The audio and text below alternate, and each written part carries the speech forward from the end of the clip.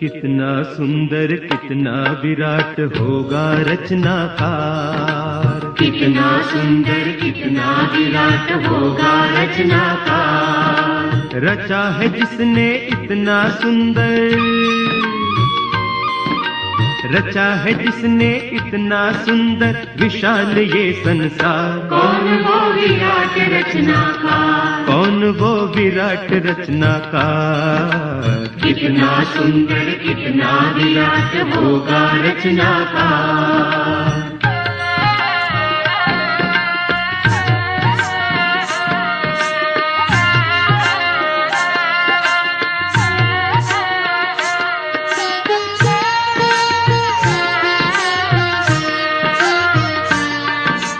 आँख बिना जो सब कुछ देखे, रंग बिना जो रंग भरे, आँख बिना जो सब कुछ देखे, रंग बिना जो रंग भरे, वैसी अद्भुत प्रभु शक्ति का वर्णन कैसे कोई करे। निराकार वो चित्रकार है, निराकार वो चित्रकार है, सबका सर्जनहार। कौन वो विराट रचनाकार, कौन वो विराट रचनाकार। कितना सुंदर कितना विराट होगा रचनाकार।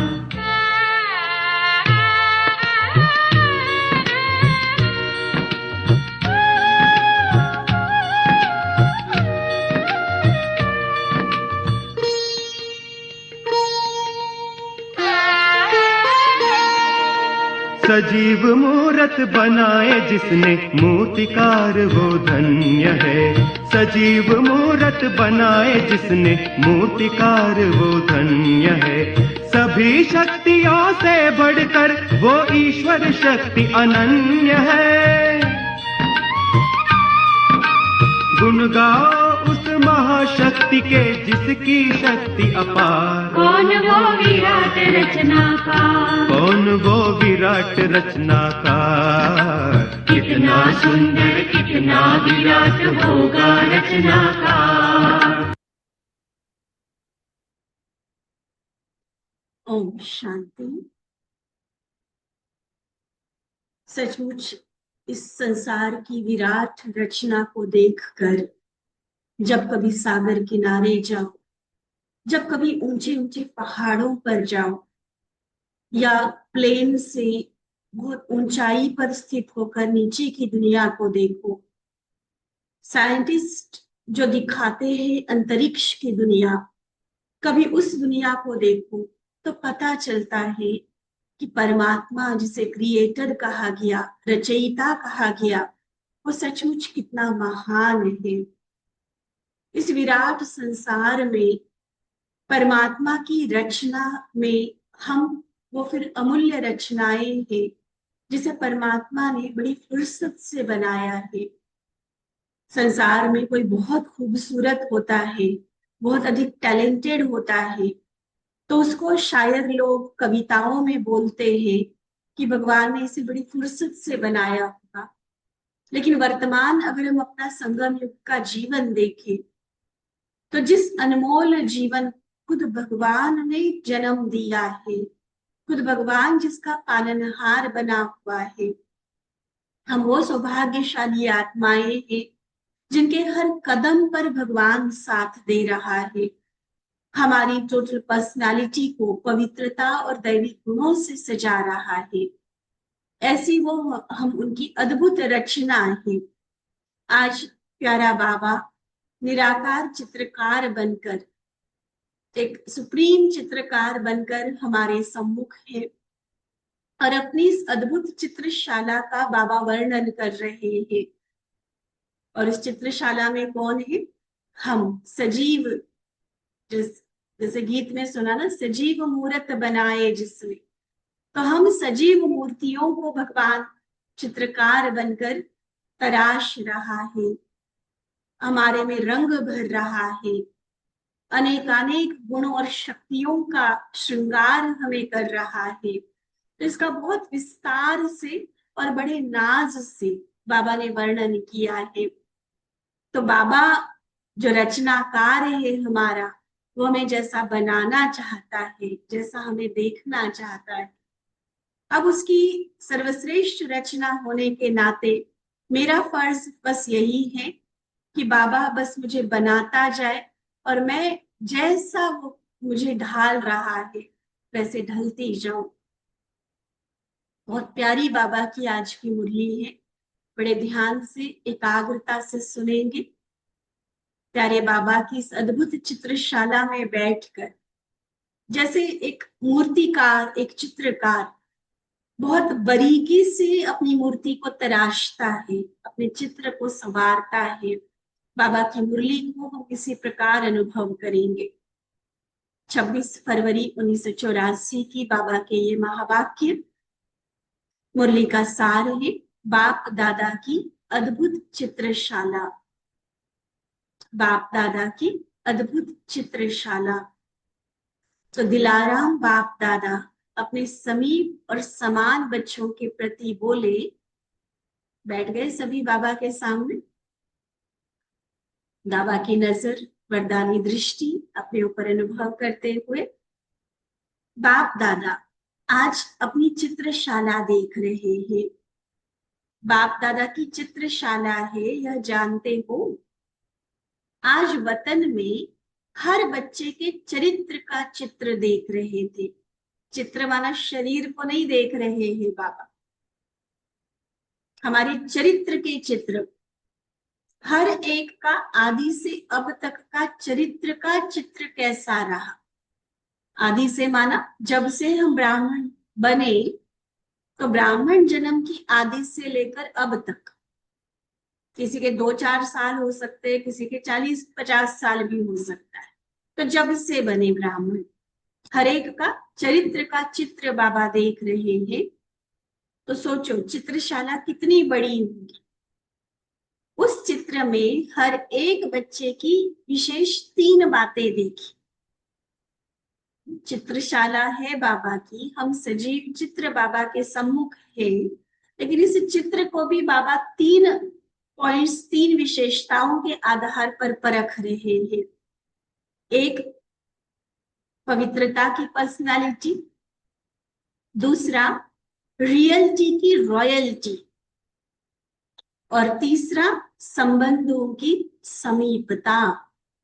इन तीनों को बाबा ने आगे एक्सप्लेन किया है। प्योरिटी की पर्सनालिटी, रियलिटी की रॉयल्टी और संबंधों की समीपता। यह 3 बातें हर एक के चित्र में देखी। प्योरिटी की पर्सनालिटी आकार रूप में चित्र के चारों ओर चमकती हुई लाइट दिखाई दे रही थी, जिसको हम ओरा या आभा मंडल कहते हैं। मान लो एक पर्टिकुलर शेप है हमारे शरीर का, लेकिन जिसकी जितनी ज्यादा प्योरिटी होगी, उतना उसका वो प्योरिटी की लाइट के रूप में शरीर के आसपास का वो ओरा, वो आभा मंडल बाबा देख रहे हैं। तो प्योरिटी का हो गया लाइट। रियलिटी की रॉयल्टी, चेहरे पर हर्षित मुखता और स्वच्छता चमक रही थी। क्लीन और चीयरफुल चेहरा, ये हमारी रियलिटी की, हमारी सच्चाई की निशानी के रूप में। और संबंधों की समीपता, मस्तक के बीच चमकता हुआ सितारा, कोई ज्यादा चारों ओर फैली हुई किरणों से चमक रहा था, कोई थोड़ी सी किरणों से चमक रहा था। अब अपने आप को देखो, ये तीनों चीजें, प्योरिटी की पर्सनैलिटी, आकारी रूप के चारों ओर फैली हुई लाइट, रियलिटी की रॉयल्टी, चेहरे की हर्षित मुखता, स्वच्छता, और कितना मैं बाबा से, बाबा के सम्मुख हूं, समीप हूं, इसकी निशानी मस्तक में चमकता हुआ सितारा। एक होता है कि सिंपली सितारा होता है, एक सितारे की भी लाइट बहुत फैली हुई होती है। तो जितना जो आत्मा ज्यादा समीप होगी, उतना लाइट ज्यादा फैली हुई होगी। समीपता वाली आत्माएं बाप समान बेहद की अर्थात चारों ओर फैलती हुई किरणों वाली थी। लाइट और माइट दोनों में बाप समान दिखाई दे रही थी। समीपता की निशानी समानता। बाबा की तरफ किरणें भी अनंत रूप से बेहद रूप से फैली हुई है। लाइट और माइट में भी बाप समान। तो ऐसे तीनों विशेषताओं से, कौन सी तीनों विशेषताएं? प्योरिटी की पर्सनालिटी, रियलिटी की रॉयल्टी और संबंधों की समीपता। तो तीनों विशेषताओं से हर एक के चरित्र का चित्र देखा। साथ साथ आदि से अंत अर्थात अब तक तीनों ही बातों में सदा श्रेष्ठ रहे हैं वह कब कैसे रहे हैं। कभी कभी वाली स्थिति, कभी बहुत ऊंची स्थिति, कभी नीचे। तो उसकी रिजल्ट हर एक के चित्र के अंदर देखी। जैसे स्थूल शरीर में नब्ज से चेक करते हैं ना कि ठीक गति से चल रही है या नीचे ऊपर होती है, तो उस आधार पर वैद्य जो होते हैं ना तो तुरंत हमारी बीमारी बता देते हैं। तेज है, स्लो है, नाड़ी परीक्षा करते हैं ना, तो इससे तंदुरुस्ती का मालूम पड़ जाता है। ऐसे हर एक चित्र के हृदय में लाइट नीचे से ऊपर तक जा रही थी। उसमें गति भी दिखाई दे रही थी और बीच बीच में लाइट का कलर बदलता है, वह एक ही जैसा रहा। चलते चलते लाइट कहाँ कहाँ रुकती है या लगातार चलती रहती है, इस विधि द्वारा हर एक के चरित्र का चित्र देखा। पहले तीन बातें बाबा ने कही, उन तीनों को भी लाइट के रूप में बताया। प्योरिटी को शरीर के आसपास फैली हुई लाइट, रियलिटी को चेहरे की रौनक, हर्षित मुखता, समीपता को हमारे आत्मा की, सितारे की फैली हुई लाइट, और फिर इस लाइट को भी और आगे तीन तरह से परखा कि नीचे ऊपर जा रही है लाइट, गति क्या है उसकी, हृदय में प्रकाश देखा बाबा ने कि वो नीचे ऊपर हो रहा है, लाइट कम ज्यादा हो रही है, गति कम ज्यादा हो रही है, या लाइट कहीं रुक रही है या लगातार चल रही है। तो इससे भी आत्मा की तंदुरुस्ती का पता चल, जिसको बाबा ने कहा हर एक के चरित्र का चित्र देखा। तो आप भी अपना चित्र देख सकते हो ना। पर्सनालिटी, रॉयल्टी और समीपता, इन तीनों विशेषताओं से चेक करो कि मेरा चित्र कैसा हो, मेरे लाइट की गति कैसी होगी। नंबरवार तो है ही, ये तो बाबा को भी पता है, कोई एक ही सांचे से सबको नहीं बनाया हुआ है बाबा ने। हर एक नंबरवार पुरुषार्थ अनुसार बाबा को बोलना पड़ता है। लेकिन तीनों विशेषताएं और तीनों प्रकार की लाइट की गति आदि से अब तक सदा ही रही हो, बिल्कुल ऊपर नीचे नहीं हुआ, कभी नहीं रुकी लाइट, कभी डिम कभी तेज ऐसा हुआ, ऐसा कभी जिसमें ना हुआ हो, एक रस लाइट रही हो। ऐसे मेजॉरिटी चित्र नहीं थे, माइनॉरिटी थी। माना बहुत सारी जो लाखों ब्राह्मण आत्माएं, उनमें से कोई कोई जो सदा की लाइट वाले थे। तीन लाइट्स की गति और तीन विशेषताएं, 6 बातें हुई ना। कैसे 6 बातें हो गई? पहले तीनों जो विशेषताएं बाबा ने बताई, उसकी 3 तरह की लाइट बताई, मस्तक की लाइट, चेहरे की लाइट और पूरे शरीर की लाइट। ठीक है। और चौथा जिसमें बाबा ने हृदय के लाइट की बात कही, उसमें 3 बातें बताई। गति कैसी है, कलर कैसा है, और रुक रुक कर चलती है, लगातार चलती है। तो 3 बातें लाइट में ये हो गई। तो 6 बातों में से मेजॉरिटी 4, 5 तक और कुछ 3 तक थे। फुल नंबर तो तब कहेंगे जो 6 की 6 बातें हमारी परफेक्ट हो, तो वो नहीं दिख रहा था। किसी में 4, किसी में 5, किसी में 3 थी। प्योरिटी की पर्सनालिटी की लाइट का आकार किसी का सिर्फ ताज के समान फेस के आसपास था, और किसी का आधे शरीर तक। जैसे फोटो निकालते हो ना, तो किसी पासपोर्ट साइज फोटो होती है, फिर हाफ वाली फोटो होती है, और किसी का सारे शरीर के आसपास पवित्रता की लाइट दिखाई दे रही थी, जो मनसा वाचा कर्मणा तीनों में आदि से अब तक पवित्र रहे। देखो, पूरे शरीर में भी पूरी की पूरी लाइट किसकी दिखाई देगी? अब उसकी कंडीशन बाबा सुना रहे हैं। जो मनसा वाचा कर्मणा तीनों में आदि से अब तक पवित्र रहे हैं, मनसा में स्वयं के प्रति या किसी के प्रति व्यर्थ रूपी अपवित्र संकल्प भी न चला, न खुद के लिए व्यर्थ, ना किसी और के लिए।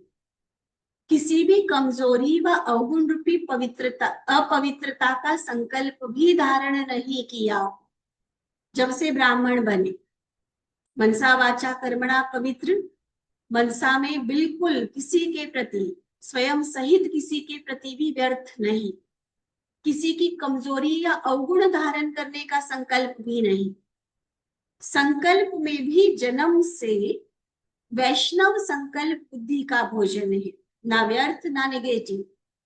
वैष्णव माना सात्विक विचार, शुद्ध विचार हमेशा। तो जन्म से ही वैष्णव अर्थात अशुद्धि, अवगुण, व्यर्थ संकल्प को कभी भी बुद्धि द्वारा, मनसा द्वारा ग्रहण न किया। जैसे वेजिटेरियन के लिए कई भाई बहनें बोलते हैं ना कि बेटी हम तो शुरू से ही वेजिटेरियन है, हमने कभी ये तामसिक भोजन को हाथ तक नहीं लगाया, हमारे घर में ही नहीं था शुरू से, इतना हम तो जन्म से ही शाकाहारी हैं। तो ऐसे बाबा कहते हैं कि जन्म से ही वैष्णव मनसा द्वारा, बुद्धि द्वारा कभी भी किसी तरह का अवगुण, कोई कमजोरी, किसी के लिए व्यर्थ संकल्प, ये कभी भी ग्रहण नहीं किया हुआ। इसी को ही सच्चा वैष्णव व बाल ब्रह्मचारी कहा जाता है। तो हर एक के चित्र में ऐसे प्योरिटी की पर्सनालिटी की रेखाएं लाइट के आकार द्वारा देखी। उसमें भी नंबरवार बताया ना, किसी का चेहरे तक लाइट है, किसी की आधे शरीर तक है, और किसी की ये जो विशेषताएं बताई उनकी पूरे शरीर में वो लाइट है। तो चेक करो, मनसा वाचा कर्मणा तीनों में पवित्र रहे हैं। तो किसी ने कहा कर्मणा में संबंध संपर्क सब आ जाता है। बाबा का जवाब है हाँ, कर्मणा में ही संबंध संपर्क जो है वो सब है, इंक्लूड है। तो ऐसी जो आत्माएं थी जन्म से वैष्णव, बाल ब्रह्मचारी, उनका मस्तक से पैर तक लाइट के आकार में चमकता हुआ चित्र था। समझा? नॉलेज के दर्पण में अपना चित्र देख रहे हो, अच्छी तरह से देख लेना। आज चित्रशाला को बाबा ने हमारे लिए ओपन रखा है, तो अच्छी तरह से देख लेना कि मेरा चित्र क्या रहा, जो बाप दादा ने देखा, वर्णन किया बाबा ने, तो उस आधार पर हम अपने को देख सकते हैं।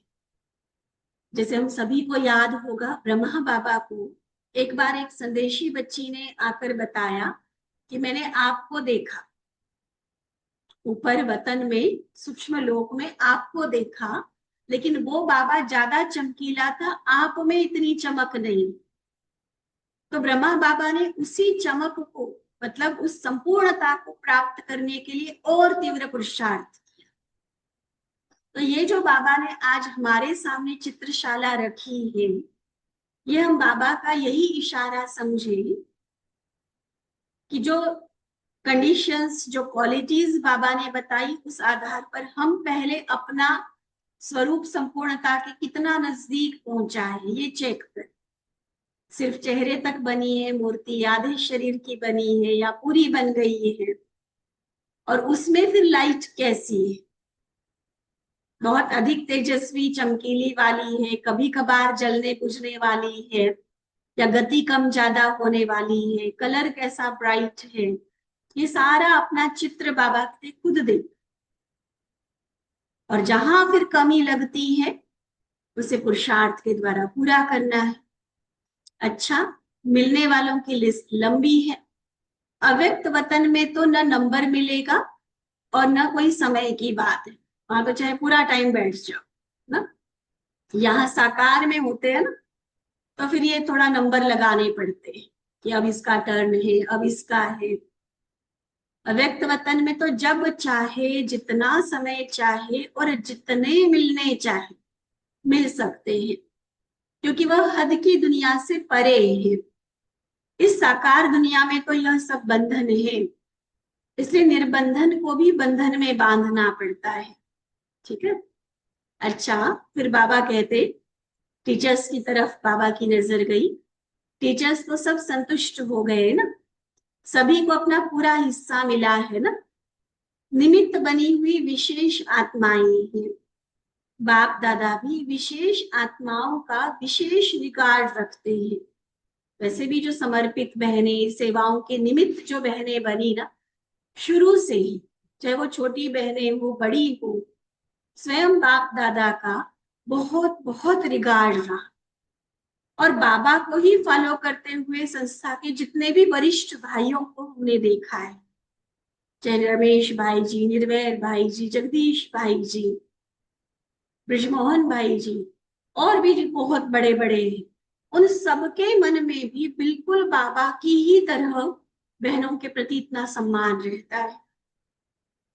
देखो बाबा क्या कह रहे कि विशेष आत्माओं का बाप दादा भी विशेष रिगार्ड रखते हैं, क्योंकि सेवा के साथी है ना। ऐसे तो सभी साथी हैं, भले गृहस्थ में रहने वाले भी हर तरह से बाबा की सेवा में हैं, फिर भी निमित्त को निमित्त समझने में ही सेवा की सफलता है। ये भी एक सुंदर पाठ बाबा पढ़ा रहे हैं।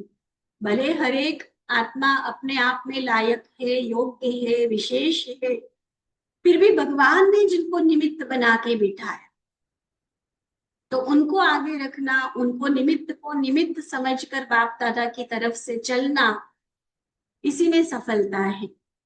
ऐसे तो सर्विस में कई बच्चे बहुत तीव्र उमंग उत्साह में बढ़ते रहते हैं, फिर भी कई बार टीचर्स बहनों से भी ज्यादा सेवा होती है कुछ गृहस्थी भाइयों की, माताओं की, फिर भी निमित्त बनी हुई विशेष आत्माओं को रिगार्ड देना अर्थात बाबा को रिगार्ड देना है। और बाप द्वारा रिगार्ड के रिटर्न में दिल का स्नेह लेना है। समझा? अगर टीचर्स को रिगार्ड नहीं देते हो, बाबा कहते अब मान लो टीचर्स को रिगार्ड नहीं देते हो ये, लेकिन बाबा से दिल के स्नेह का रिटर्न लेते हो। रिगार्ड कोई उस पर्सनली उस एक बहन का नहीं होता है, ये बाबा का रिगार्ड, कि बाबा ने बिठाया है ना उनको निमित्त बनाकर। तो बहनों का रिगार्ड करना माना बाबा का रिगार्ड करना, और बाबा का रिगार्ड करना माना रिटर्न में बाबा का याद, प्यार, बाबा का स्नेह पाना। ठीक है।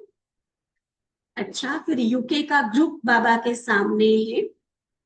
बाबा ने इस ग्रुप के साथ बात करते हुए भी बहुत सुंदर स्वपुरुषार्थ की, स्वोन्नति की बातें डिस्कस की है। बाबा कहते सभी सर्व राजों से संपन्न राजयुक्त योग युक्त आत्माएं, शुरू से बाप दादा का नाम चारों ओर प्रत्यक्ष करने के निमित्त आत्माएं हो, क्योंकि विदेश की सेवाएं यूके लंदन से ही शुरू हुई है। तो बाप दादा ऐसे आदि रत्नों को, सेवा के साथियों को देखकर सदा खुश होते हैं। सभी बाप दादा के राइट हैंड ग्रुप को बहुत अच्छे अच्छे रत्न है, कोई कौन सा, लेकिन है सभी रत्न। रत्नों में भले नंबरवार है, बाबा को भी पता है, लेकिन है अमूल्य रत्न, विशेष है, क्योंकि स्वयं अनुभवी बन औरों को भी अनुभवी बनाने के निमित्त बनी हुई आत्माएं को। बाप दादा जानते हैं कि सभी कितने उमंग उत्साह से याद और सेवा में सदा मगन रहने वाली आत्माएं हैं। याद और सेवा के सिवाय और सब तरफ समाप्त हो गए। इसलिए बाबा याद और सेवा को डबल लॉक कहते हैं ना। और कोई चिंतन की जरूरत नहीं है, और कहीं मन बुद्धि को भटकाने की आवश्यकता नहीं, बस याद और सेवा। एक है, एक के है, एक रस स्थिति वाले है। एक है, एक के है और एक रस स्थिति वाले है। यही सबका आवाज है, यही वास्तविक श्रेष्ठ जीवन है। ऐसी श्रेष्ठ जीवन वाले सदा ही बाप दादा के समीप है, निश्चय बुद्धि का प्रत्यक्ष प्रमाण देने वाले हैं। सदा बाबा पूछ रहे हैं, सदा वाह मेरा बाबा और वाह मेरा श्रेष्ठ भाग्य, यही याद रहता है ना, रहता है। बाप दादा ऐसे स्मृति स्वरूप बच्चों को देखकर सदा हर्षित होते हैं कि वाह मेरे श्रेष्ठ बच्चे। बाप दादा ऐसे बच्चों के गीत गाते हैं। लंदन विदेश की सेवा का फाउंडेशन है। आप सब सेवा के फाउंडेशन स्टोन हो, नींव हो सभी। तो आप सबके पक्के होने के प्रभाव से सेवा में वृद्धि होती जा रही है। भले फाउंडेशन वृक्ष के विस्तार में छिप जाता है, जिन्हें शुरू से सेवाएं की, कई बार वो नई आने वाली आत्माओं को पता भी नहीं होते हैं, गुप्त रूप में उनकी सेवा चलती है, लेकिन है तो फाउंडेशन ना, है तो आधार मूर्त ना। वृक्ष के विस्तार को सुंदर देख उस तरफ नजर ज्यादा जाती है, फाउंडेशन गुप्त रह जाता है। अभी भी देखो, कहीं रोड पर निकलो, बड़ा सुंदर फूलों से लदा हुआ वृक्ष दिख जाए, तो ये थोड़ी सोचता है कि हाँ इसकी जड़ें कैसी होगी, कितनी गहरी होगी, कितनी स्ट्रांग होगी, कोई नहीं ध्यान पे आता हमारा। हम उसी फूलों को, पत्तों के श्रृंगार को देखने में मगन हो जाते हैं। तो सेवाओं में भी ऐसे कई बार होता है कि जो नई नई आत्माएं आती है वो ज्यादा प्रत्यक्ष रहती है, सेवाओं की वृद्धि विस्तार दिखाई देता है, लेकिन उसके लिए पीछे रहकर जिन्होंने शुरू से मेहनत की हुई है वो गुप्त रह जाते हैं। ऐसे आप भी थोड़ा सा निमित्त बन औरों को चांस देने वाले बन गए हो, लेकिन फिर भी आदि आदि है। फाउंडेशन दिखे नहीं दिखे, वो है तो पेड़ है, ठीक है। आदि वाले है तो हम है, अगर आदि वाले ही नहीं होते तो, आज दादियां ही बाबा के ज्ञान में नहीं चलती तो, नई सेवाओं के विस्तार के लिए निकलती तो हम होते बाबा। इससे जो आदि है सो है, उनकी वो विशेषता है, उनका वो विशेष पाठ है। भले औरों को चांस देकर आगे बढ़ाने में आपको खुशी होती है, ऐसे तो नहीं समझते हो कि यह डबल विदेशी आए तो हम छिप गए हैं, नहीं, फिर भी निमित्त आप ही हैं। उन्हों को उमंग उत्साह देने के निमित्त हो। जो दूसरों को आगे रखता है वह स्वयं आगे है ही है। जैसे छोटे बच्चे को सदा कहते हैं ना, आगे चलो, बड़े पीछे रहते हैं, तो छोटों का आगे करना यही बड़ों का आगे होना है। उसका प्रत्यक्ष फल जरूर मिलता रहता है। अगर आप लोग सहयोगी नहीं बनते, पहले भारत की बहनें जाकर विदेश में नहीं सेवा करती तो लंदन में इतने सेंटर नहीं खुलते, तो कोई कहाँ निमित्त बन गए, कोई कहाँ बन गए। अच्छा, फिर बाबा के सामने मलेशिया, सिंगापुर का ग्रुप है। बाबा के सभी अपने को बाबा की स्नेही आत्माएं अनुभव करते हो, सदा एक बाप दूसरा न कोई, इसी स्थिति में स्थित रहते हो। इसी स्थिति को ही एक रस स्थिति कहा जाता है, क्योंकि जहां एक है वहां एक रस है। अनेक है तो स्थिति भी डगमग होती है। बाबा ने इसलिए सहज रास्ता बताया है कि एक में सब कुछ दे, ज्यादा बुद्धि को भटकाने की मेहनत ही नहीं कर, बस मेरा तो एक बाबा दूसरा न कोई। अनेकों को याद करने से, अनेक तरफ भटकने से अब छूट गए हैं। एक है, एक के है, इसी एक रस स्थिति द्वारा सदा अपने को आगे बढ़ा सकते हो।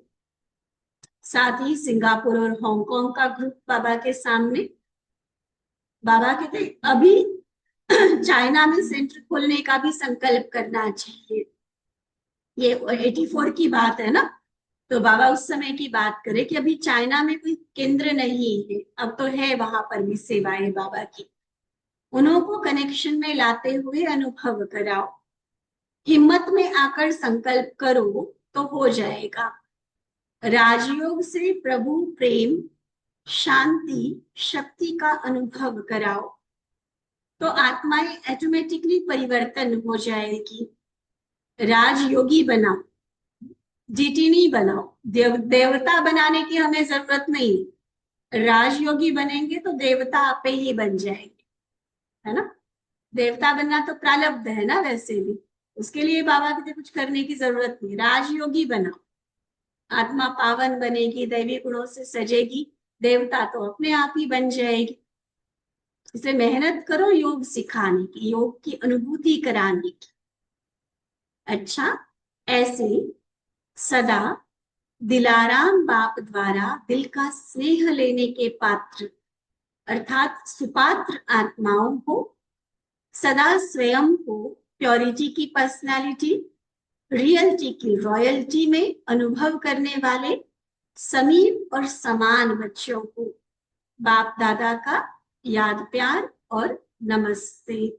हम रूहानी बच्चों की रूहानी बाप दादा को दिल व जान, सिक व प्रेम से नमस्ते नमस्ते नमस्ते जी। अच्छा, ओम शांति।